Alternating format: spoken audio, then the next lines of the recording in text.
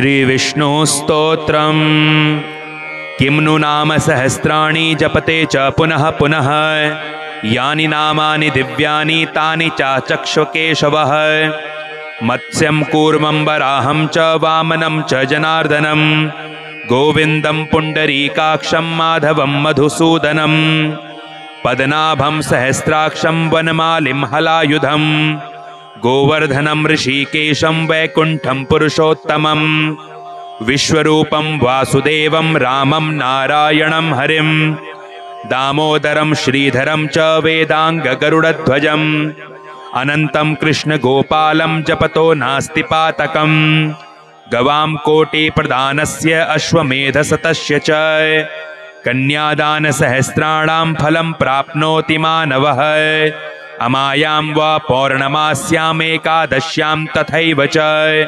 सन्ध्याकाले स्मरे नित्यं प्रातः काले तथैव च, मध्याह्ने च जपन्नित्यं सर्वपापैः प्रमुच्यते।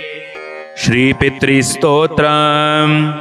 अर्चितानां मूर्तानां पितॄणां दीप्ततेजसां, नमस्यामि सदा तेषां ध्यानिनां दिव्यचक्षुषाम्। इन्द्रादीनां च नेतारो दक्षमारीचयोस्तथा, सप्तर्षीणां तथान्येषां तानमस्यामि कामदान्। मन्वादीनां च नेतारः सूर्याचन्द्रमसोस्तथा, तान्नमस्यामहं सर्वान् पितृनप्युदधापि। नक्षत्राणां ग्रहाणां च वायवग्न्योर्नभसस्तथा, द्यावा पृथिव्योश्च तथा नमस्यामि कृताञ्जलिः। प्रजापते कश्यपाय सोमाय वरुणाय च, योगेश्वरेभ्यश्च सदा नमस्यामि कृताञ्जलिः।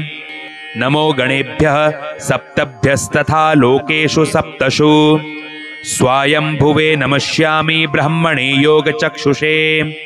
सोमाधारान् पितृगणान् योगमूर्तिधरांस्तथा, नमस्यामि तथा सोमं पितरं जगतामहम्। अग्निरूपांस्तथैवान्यान् नमस्यामि पितॄनहम्। अग्निसोममयं विश्वं यद् एतदशेषतः, ये च तेजसी ये चेते सोमसूर्याग्निमूर्तयः। जगत्स्वरूपिणश्चैव तथा ब्रह्मस्वरूपिणः, तेभ्योऽखिलेभ्यो योगिभ्यः पितृभ्यो यतमानसः। नमो नमो नमस्तेस्तु प्रसीदन्तु स्वधा भुजः।